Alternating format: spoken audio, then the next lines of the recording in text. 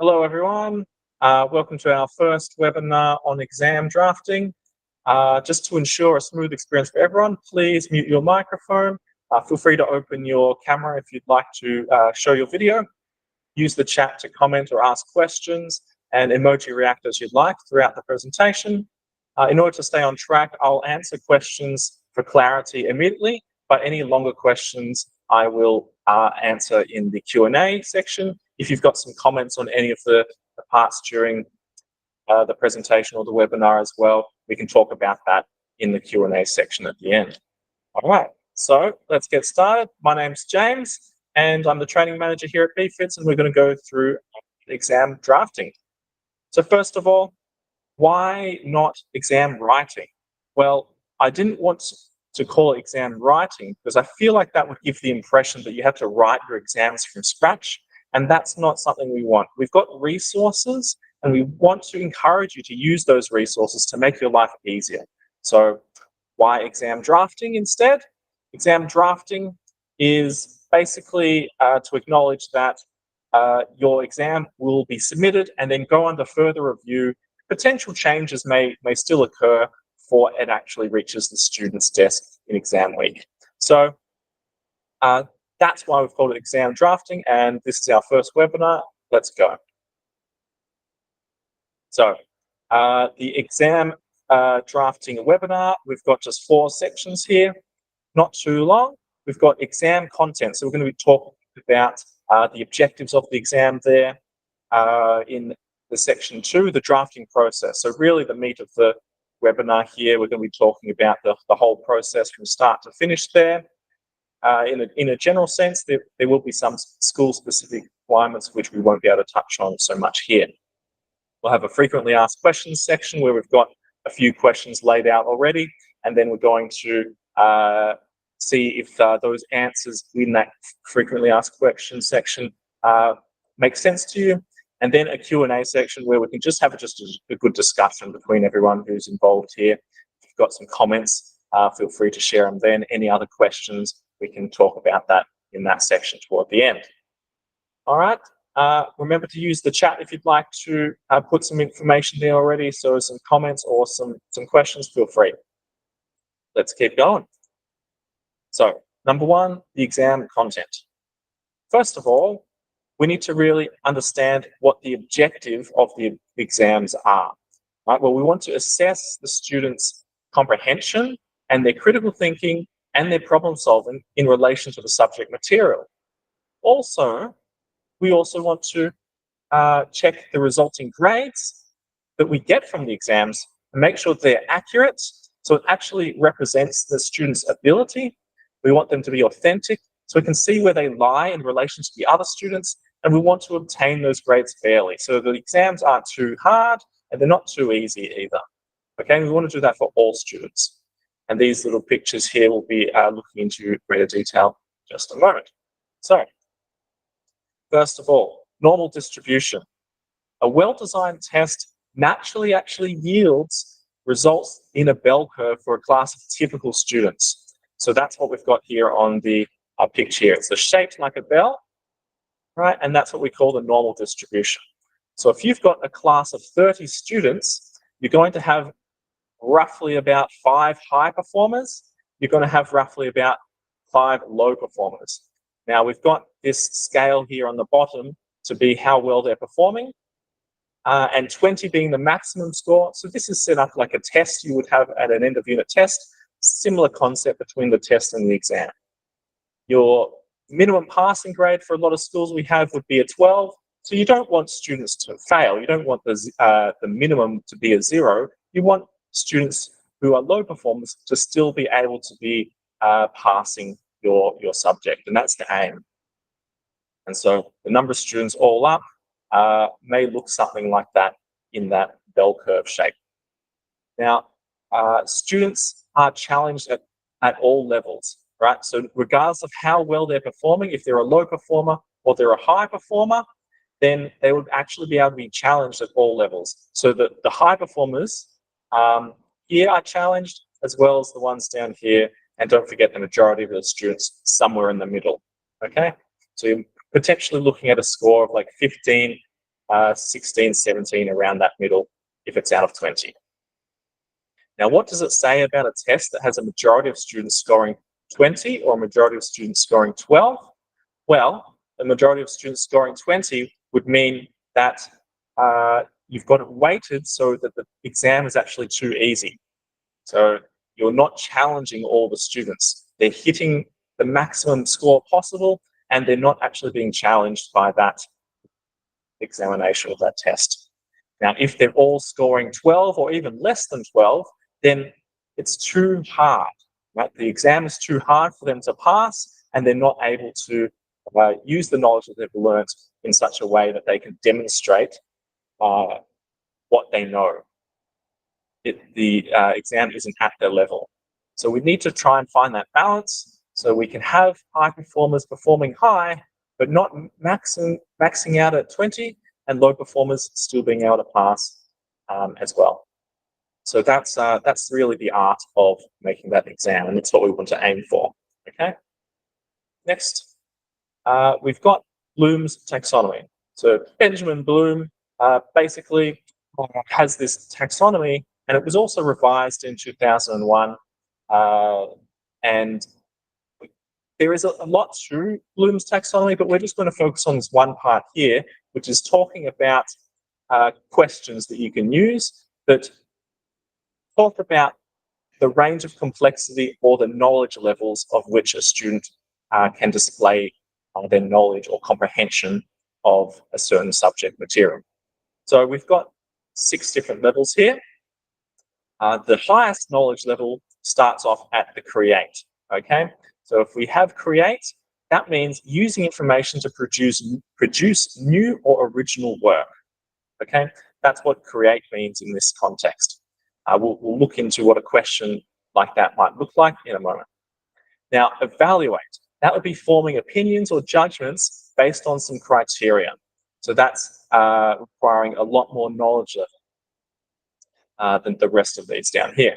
So analyze being the next one, being able to draw connections amongst different ideas and concepts. Apply, using knowledge in new situations. So we want students to be able to do that. Understand, explain the meaning of ideas or concepts. So what exactly does it mean? On the last level of knowledge would just be remember.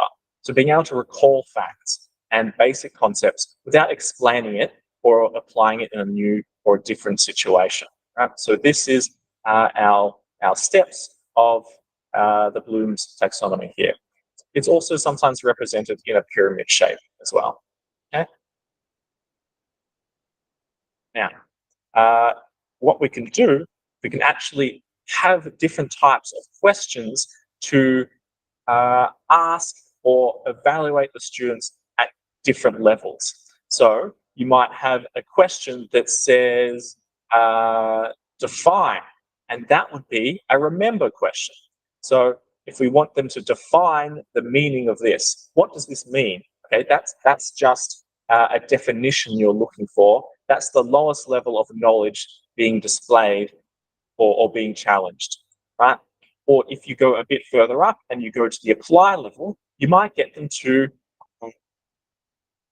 demonstrate something, right? So demonstrate their knowledge in a new situation. Okay, so that requires a lot more knowledge and a greater comprehension of the content material. Okay, so these are a few different question words we can use, and we've actually got a really good link in our Google Classroom for question stems. So this Google Classroom is the BFITS Training Resources Google Classroom, and you can see one of the links there. The slides for this presentation will also be included there, as well as the recording once that has been finalized.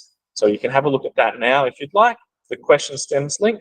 I won't get into it so much in this presentation, but it expands on Bloom's taxonomy a lot more so that you can decide on how you want to use different questions. Okay. We'll continue, we'll reference Bloom's a little bit more later on in the webinar as well. So, the drafting process itself. Now, Now that we know that we want to have a range of complexity of different questions for the students to be able to test them at different levels, we also want to know how to actually go about the process itself. Okay, so 6 steps is what we've narrowed it down to here. First of all, we don't want you to be, as I said earlier, drafting a new exam from scratch, like writing that from scratch, question 1, question 2, the whole thing, right? That's going to make your life miserable, essentially. We want to make it as easy as possible for you. First of all, find a previous exam. Okay, find that previous exam and use that as a starting resource. Check the content and indicators within that exam, and then analyze the question words and the question types being taught in that exam or being used in that exam. Reword the questions, okay? So you might need to reword those questions to be a better fit. Then reorder the questions so it differs, from other exams, and double check your work and submit it. So we'll break these down into different steps just shortly. First of all, finding a previous exam. So this could be in several different locations. Remember, we want you to use this existing resource as a starting point. It's underlined here. So to make your life easier, but not just to take that directly and then paste it and submit that. We want you to actually tailor it specific to your students, okay? So use it as a starting point. Where can you find this? Okay, you've got 3 different locations. The shared drive should include exams used in previous school years. So that could be if you're SJC, SKR, SNR, all the different shared drives for your particular school. Have a look in there and you should have a resource for previous exams for that subject. Additionally, if previous teachers have recorded their own exam drafts on their My Drive, or perhaps if you've returned to the same position, used the same account for multiple years, then you can see the previous exams and test material within that My Drive.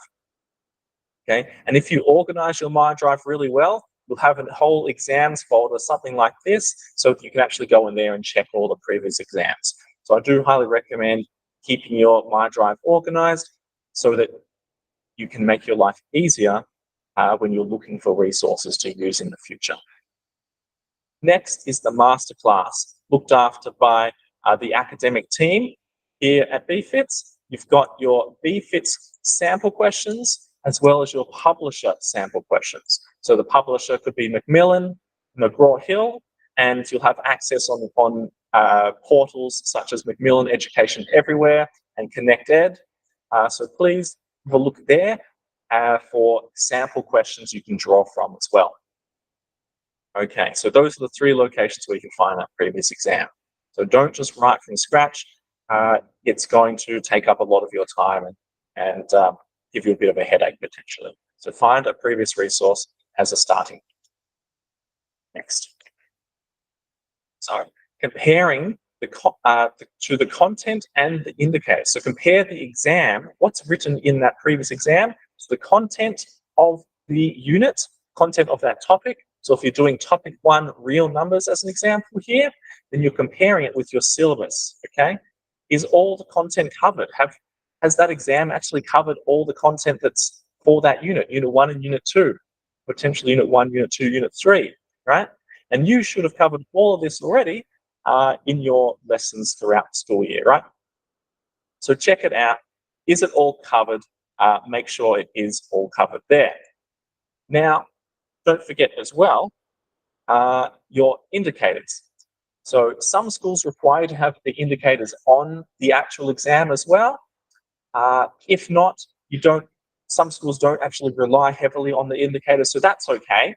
But if you are required to have the indicators, remember you can obtain them from your syllabus, but also some subjects will have the indicators in a separate file in the masterclass itself. So making sure those indicators are covered and that the appropriate ones are copied and pasted corresponding to each question as required. Or potentially some schools, instead of putting it against each question, they'll put it at a cover sheet at the start of the exam. So up to you to figure out and work with your colleagues or your head teacher or your program manager just to determine what the exact requirements are for indicators as part of the exam writing process.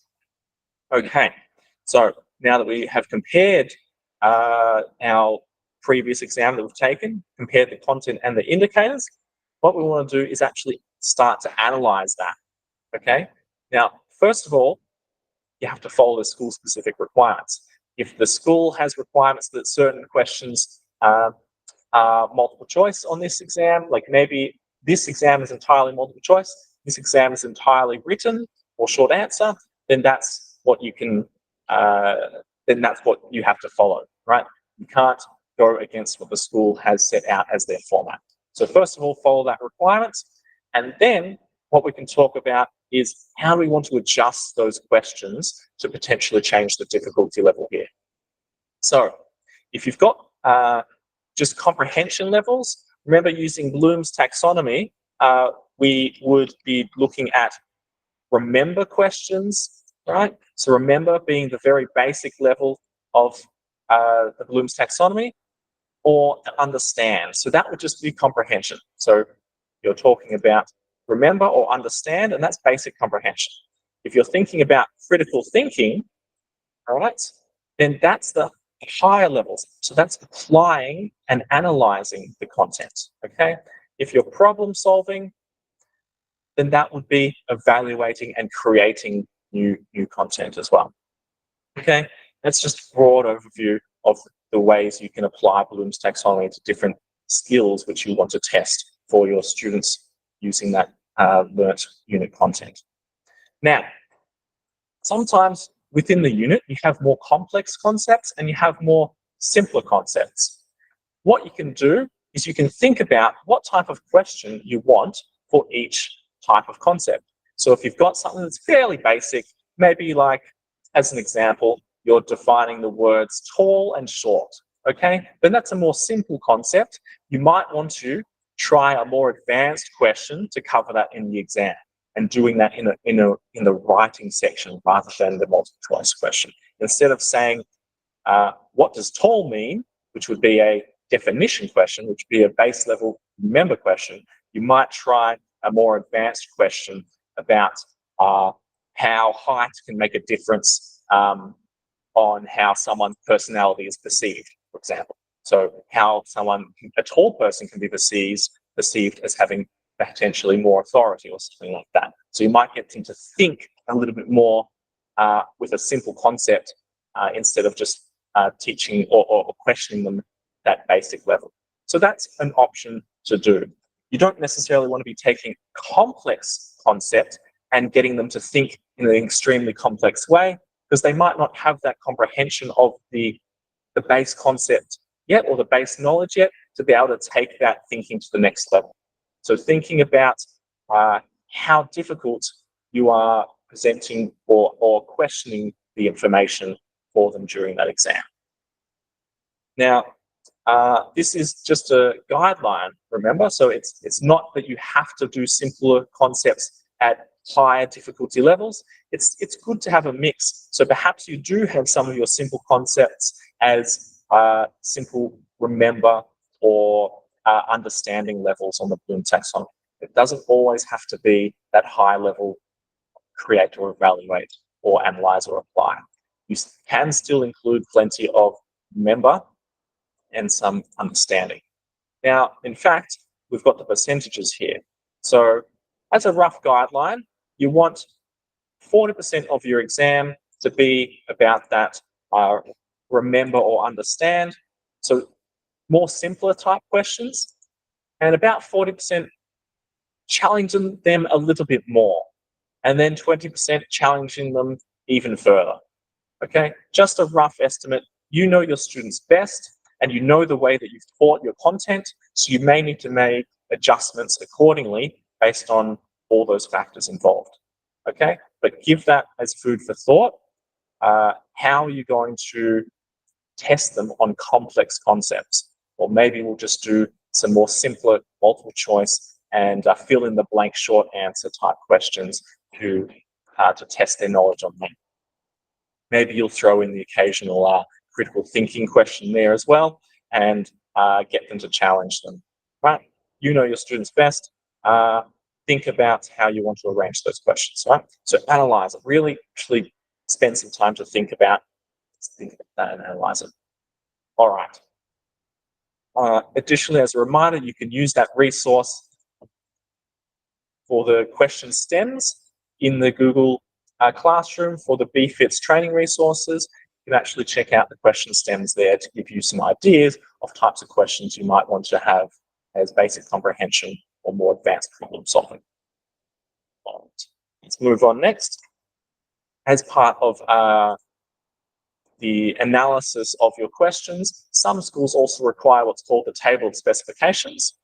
And this is where you actually detail, right, all the types of questions you're going to ask compared to your syllabus. So you can see your syllabus content here on the left. So this is for topic or unit 5 as an example. And these are the different sections, the reading, the vocabulary, and the grammar here.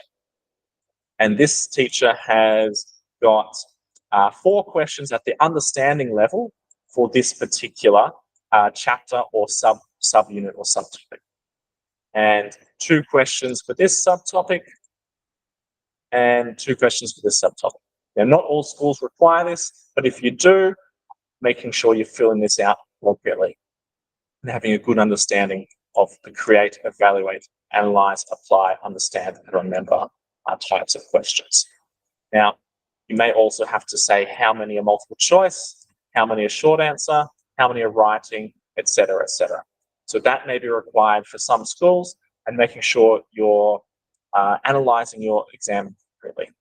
Now, think about this as well. If you've got a multiple choice question, you probably wouldn't be able to use a create or evaluate level type question. You can't really get them to problem solve too much in that multiple choice. So think about the reality of it and how practical it seems. So if it doesn't seem realistic, you probably don't want to have a create level question for multiple choice, whereas you might have it for a lab test or a writing section.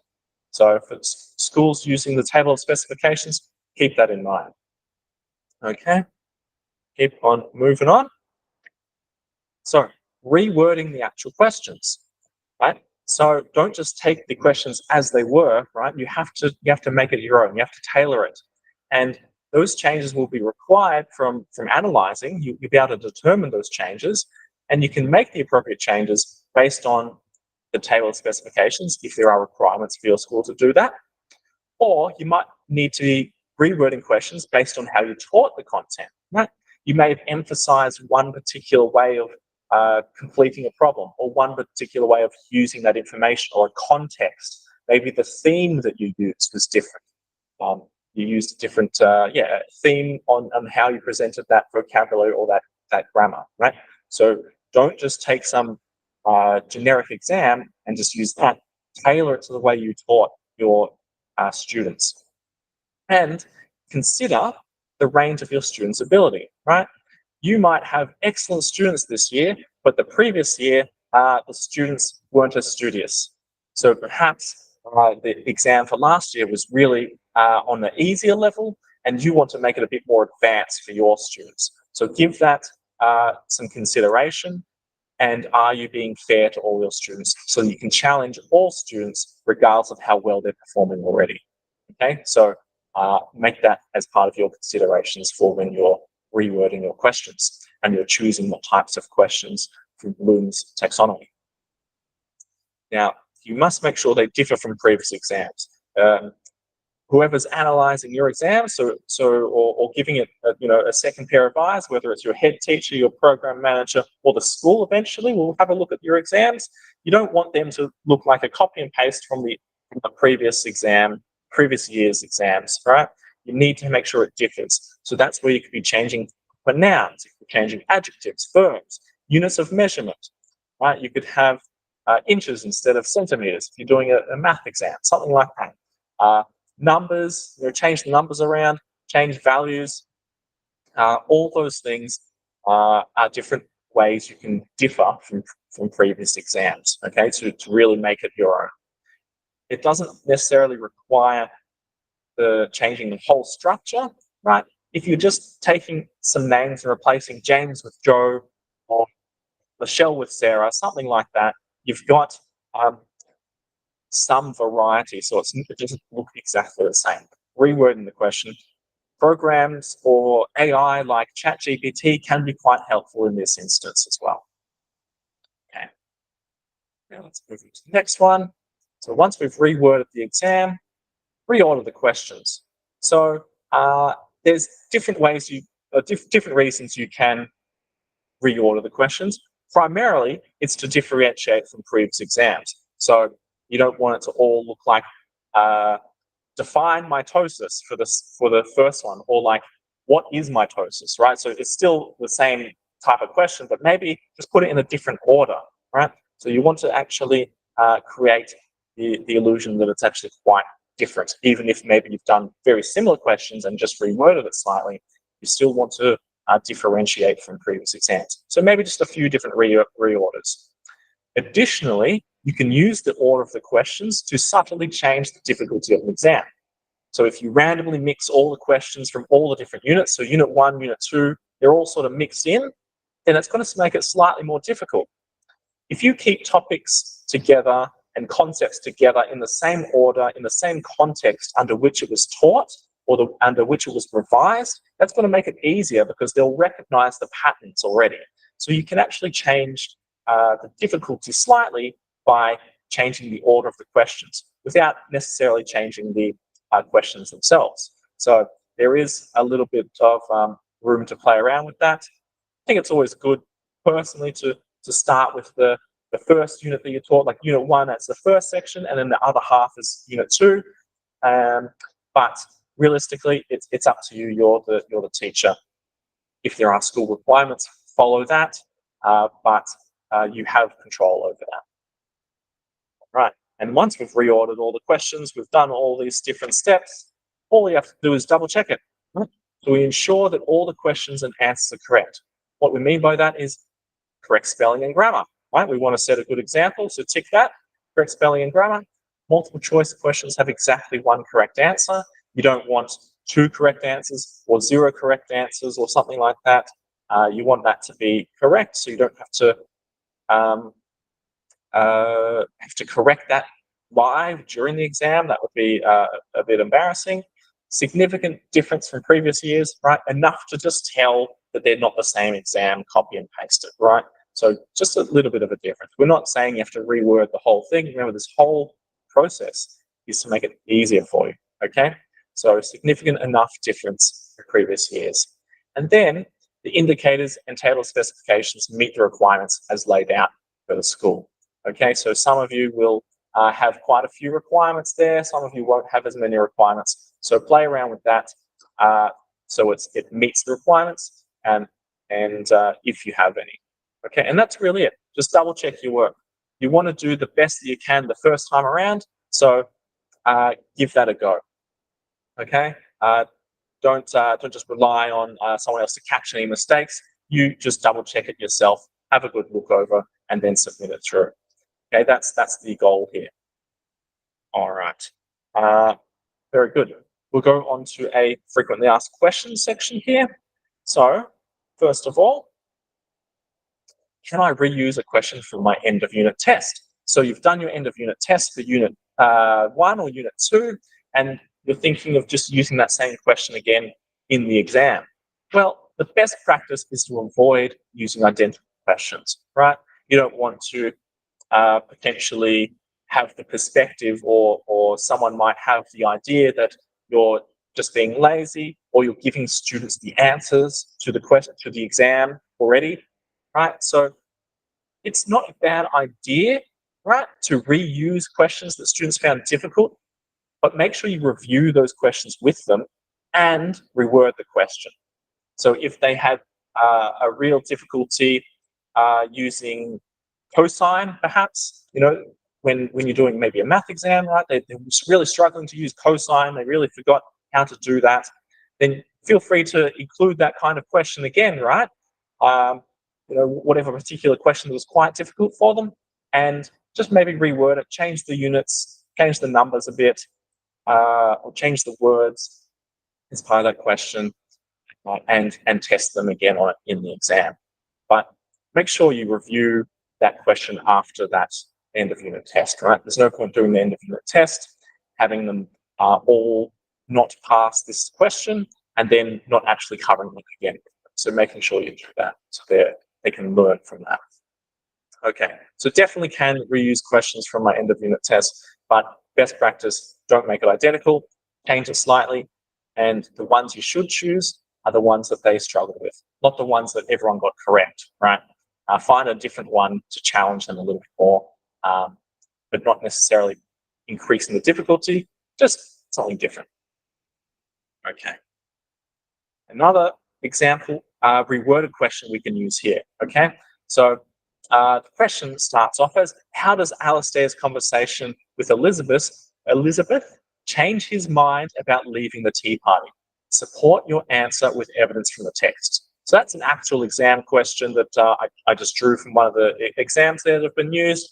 And then I've gone ahead and reworded it. So how does Lauren convince Malcolm to stay in the tournament?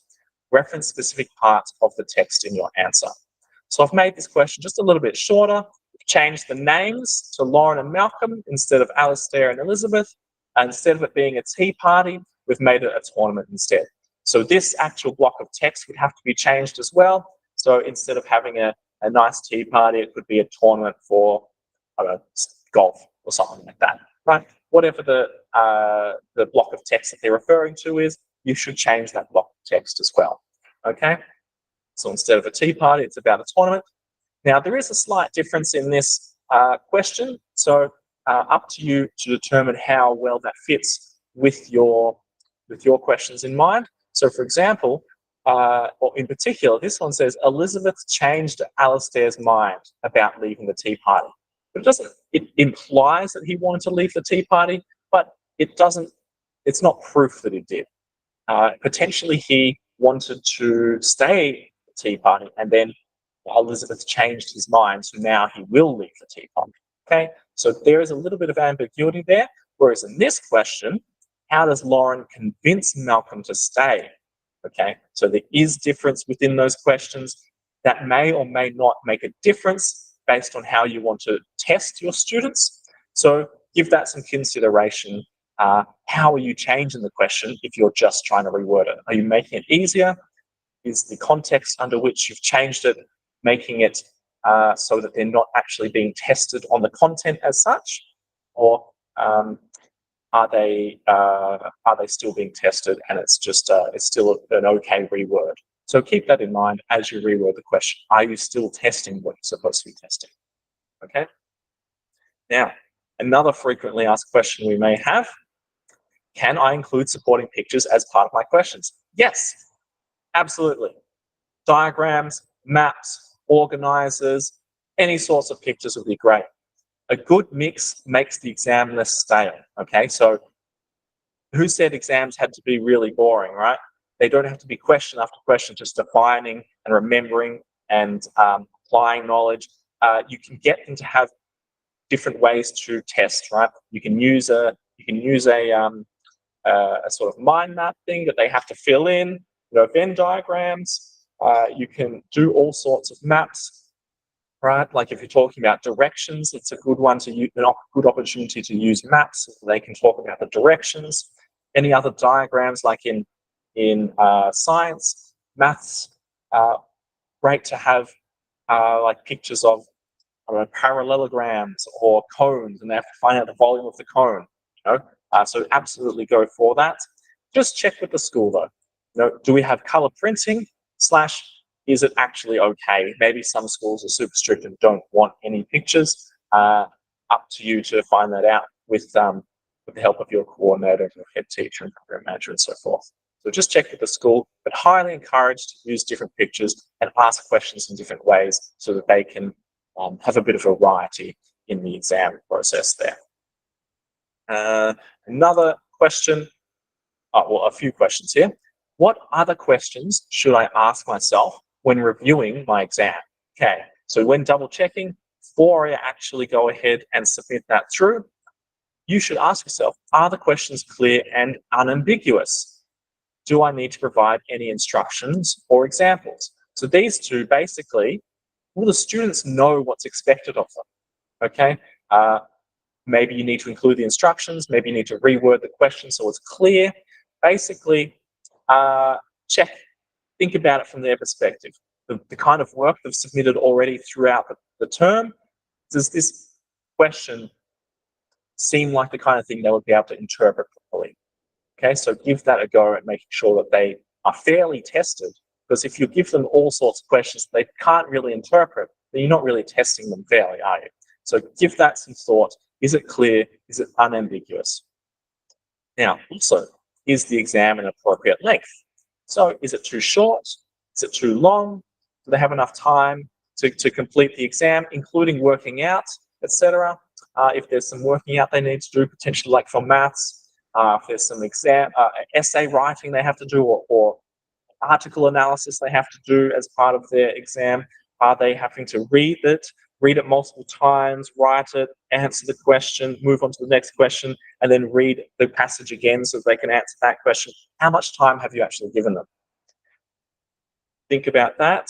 Think about multiple choice. If you've got multiple choice separate from short answer questions, right? So if you've got a written exam and a multiple choice exam, perhaps in the multiple choice exam, which typically gets completed quite quickly, you might want to throw in some more thinking type questions, types of questions where they can still do some working out on paper, but it's still at appropriate challenge level, but gives them, let's say, makes or forces them to work something out rather than just going, read the question, oh yeah, B, oh yeah, D, oh yeah, C. So giving them some time to actually think about what's going on. Okay, to use that information in a more advanced way, perhaps, or a different way. And lastly, will I be able to grade each question consistently? So thinking about that, what is the criteria under which you're grading this question? Okay, if you're asking for a definition, which of the key parts of the definition are you wanting to extract from the student? And have you taught them those particular parts of the definition? Or did you just give them the definition as is, and then when you're grading the exam, you're just going to choose willy-nilly kind of what you think is a good definition, what's not? So really thinking about how you taught that. Have you taught them the key parts of that definition? Or if it's more of a writing exercise, how are you going to do that? Is it about the grammar specifically? Is it about the use of vocabulary? Thinking about how you're going to consistently grade this question for each student so that it's fair across the board. So we want to do it as fairly as possible, essentially. Okay? And those are the sorts of questions you should ask yourself. Now, I believe that's all for the frequently asked questions. Whoops, pardon me. That's question and answer time. We haven't got any questions in the chat, but if anyone would like to, feel free to raise your hand and unmute, and we can answer any questions. If you'd like me to go back over any parts of the presentation, let me know. We can do that. Any thoughts at this particular point in time? Comments even? Something you'd like to add, perhaps? Maybe you've got a really cool trick. You've been running exams for ages and you think, oh, I really want all the teachers to know this. Please feel free to share that. Yeah, put your hand up in the chat, unmute. Now's the opportunity.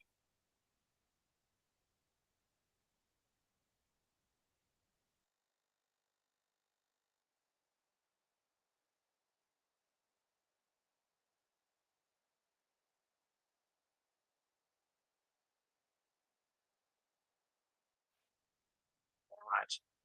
Sounds like we're all kind of okay at this point in time, so that's no problem. If there are further questions later on, what we can do is you can message me. That's my email there, HR2. I'm James Tovey. You can send that email through to me with any follow-up questions if you'd like. Happy to take questions offline away from the recording of the webinar, no problem at all. Thank you very much, Lloyd. Appreciate that. Thank you for joining. Yeah, thank you everyone for joining. Thank you for anyone watching the recording as well. Please feel free to check out the recording and the links on the BFITS Training Resources Google Classroom. This is what it looks like. You're already as part of that. Now, additionally, while I'm here, I would like to also encourage you. I sent out an email about activity lessons that some of the teachers would like, if some of the teachers would like to share their kinds of activities that they do in the classroom. There's a poll open for you, or not a poll, it's a form. It's a form that's open, so if you want, you can submit those kinds of activities. That would be fantastic.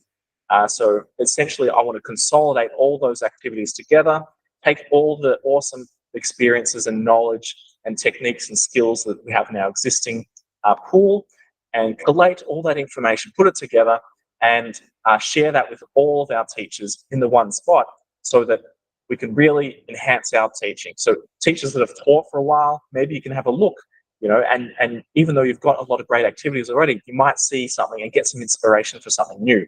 Or just to help the new teachers who are really just struggling to lesson plan. You're only planning lessons like just getting them done by the end of the week for next week, and maybe they need some different activities, and you can help them save a bit of time by giving them some inspiration as well. So please fill out that form. It's within your inbox already. If you want, feel free to reach out and I can send that out again, and we can share those different activities. So I'd love for us to really make things a bit more accessible for everyone, give us all good resources we can utilize. And again, if you want some help with the exam drafting or any comments, maybe there's some improvements you think we can make to the presentation here, feel free to reach out anytime as well. Yeah, no problem. Thank you, Jackie. I'm glad you were able to attend even just the after class. So that's really awesome. And the recording will go on tomorrow at some point. So I'll put that up on the Google Classroom. Thank you very much for attending, everyone. See you later. Thank you. Thank you.